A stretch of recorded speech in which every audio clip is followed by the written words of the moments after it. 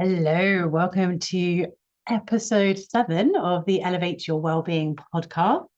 Grab your journal and pen. You might want to take some notes, but as always, we're going to go through a journaling prompt at the end of the episode.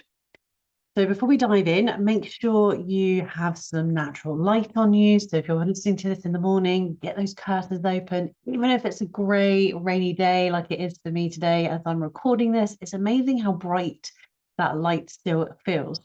So make sure you get that on you because it will help you wake up. It'll help you to feel focused. It will also help reset your body clock, your circadian rhythm, which will help you to fall asleep better and improve your sleep health. Also, make sure you've got some water so you're staying hydrated. And let's dive in. So if you joined me last week, I went over the 1% method and also said that I was going to dive into this week's topic this week, which will help you build on that 1%. So if you've not listened to that, go and listen to it. It's just over 15 minutes. It's really short. Ironically, I've kept it within that 1% of your time.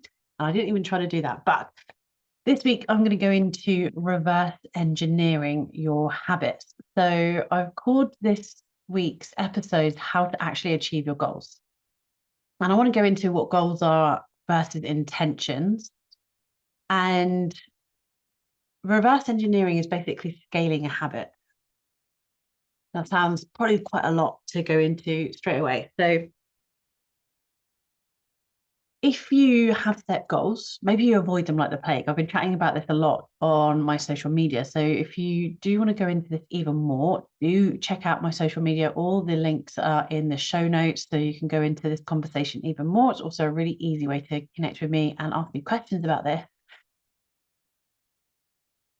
But if you've been setting goals, sometimes we have these big, audacious goals. We can feel very ambitious, which is amazing because that's what we're here to be. You know, it's all about change, all about enjoying and living life to the full. But then we wonder how on earth we're going to achieve them because they're huge. They're these huge goals, and it can feel overwhelming, like we've bitten off more than we can chew. But that's because we then don't know how to make these into smaller and smaller habits. So something that seems really huge, we can break down into easy pieces. So if you're wanting to do something by the end of the year, how can you break that down into what you can do for each month? How can you then break that down for the, say, 4 weeks of the month? How can you then break that down to every single day of the week? So you can work on your goal, your habit, your intention every single day, just a little bit. So this is how that 1%, the power of one comes in, because you're showing up for yourself, you're committing to something every single day in a small way, but it's that compound effect that really makes a difference when you're working on this goal. And this is what we mean when I'm saying about scaling a habit.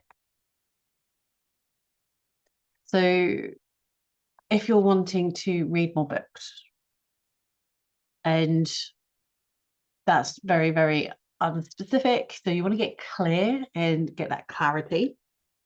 But say you're wanting to read a book a month. So it's like, right, by the end of the year, I would have read 12 books. But at the moment, you're not a reader, you don't identify with being a reader.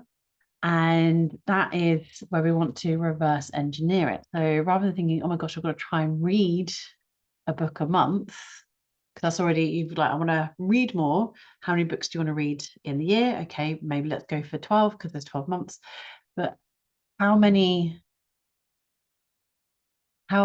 you show up for yourself and do this every single day? So really bring it all the way back. So where would you more likely see that book? So you might set your book on your pillow every morning after making your bed, so you'll read in the evening. You might set it on your desk, so you'll have that time to read it sometime during your day. You might set it, this is what I do, on the arm of the sofa. So when I sit down on the sofa, I'll read the book first before turning on the telly. And then because you're starting to see it there, you're starting to associate it with a habit you do. Even if you haven't started it yet, you're seeing it there. Where are you going to see it? Maybe it's on the kitchen table, so it's next to the kettle when you make your coffee in the morning, after you've drunk your water, of course. Then read at least one page a day. Remember last week I was saying about the showing up for that 1% or that one penny will have that compound effect. So read 1 page a day. And then as that gets easy, start to scale it. So you turn that 1 page a day into 2, those 2 pages into 4 pages, those 4 pages into 8 pages. And then you can start to aim for like 10 or 20 pages a day. And then before you know it, you've read that book. And another way you can really make this work, once you started scaling this is something we do in the book club I'm in. We look at how many pages there are in the book and then go, okay, how many days are there in the month? Obviously around 30. So we divide those number of pages by the 30 days of the month. And then it gives us a rough scale of how many pages to aim for each day. But if that feels too much, start with 1 page a day and then scale from there. Once that feels comfortable, and you might find that as you do it, you're like, actually 1 page was really easy. I could go for 2 pages. And then 2 pages is really easy. So you'll go for 4 pages. And before you know it, you've read a chapter. So really work on scaling this for what works for you. And this is how you're going to reverse engineer or scale a habit. So if you want to meditate, like I want to meditate every single day, get clear, or get into that feeling of why you want to meditate. Ask yourself, how long could I realistically meditate for? And again, going by that 1%, that would be about 15 minutes. When are you going to do it? At the start of the day.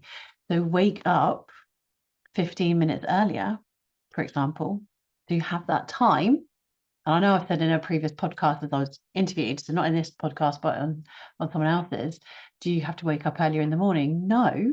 But also, as I also highlighted last week, the average snooze time is 9 minutes. So if you don't snooze, instead you wake up and you use that snooze time to meditate, you're not actually losing any time. You're not realistically getting up any earlier. You can stay in bed and do those 15 minutes. But if that feels too much, sit down and just focus on your breath for a minute. And then when that gets comfortable, 2 minutes, 4 minutes. See where I'm going with it, especially if you listen to the practice or podcast last week. So how can you scale a habit? How can you reverse engineer your habit?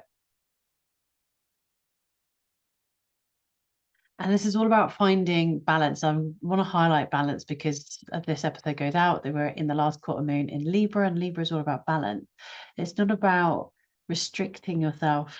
Sometimes that's what we feel like when we're like, I'm going to create these healthy goals, but I can't do this because I haven't got the time. I feel like I'm restricting myself from certain other things in my life. This is where a lifestyle audit really comes into play. This is the first thing I do when I go through coaching with people, because it's very, very normal to believe we don't have the time, but we do have the time. It's where you're actually spending it. Remember, if you're not making time for it, it's not a priority. And those short-term sacrifices that can feel like really do have a long-term gain. So really see what you're feeling when you try to create these. If you're feeling any resistance, where's the resistance coming up? Can you make it a smaller bite-sized goal so you start realizing how you feel good? And I heard a friend say this morning, it's amazing how just taking time off for the holidays, sometimes we take time off from our self-care habits and practices.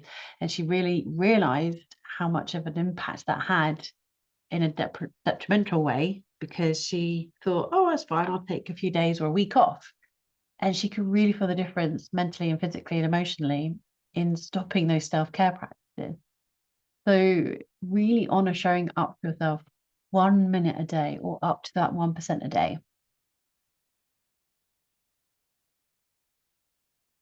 And when we go into identifying, this is also a key part of how you will achieve your goals. So you've got those big picture goals, reverse engineer them, break them down. Listen to the podcast I did, I think it was episode 5. Let me go have a look. Episode 5, which was the 90-day plan, the 90-day review. So you can break it down into those smaller chunks. What can I do over the next 90 days to work on those goals? So rather than seeing the whole year, which can feel a bit daunting sometimes as well, look at what you can do over the next 90 days. Remember, you're breaking things down so you can go, right, what can I do every month?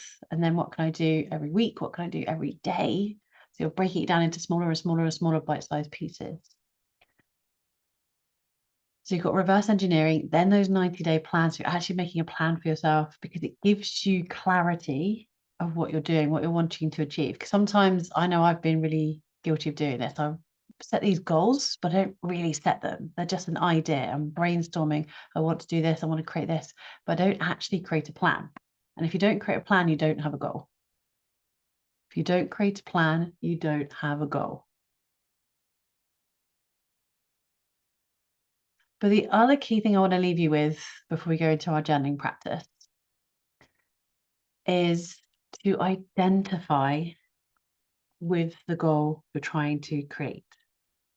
And this is key because when it comes to creating goals, these are all about doing things.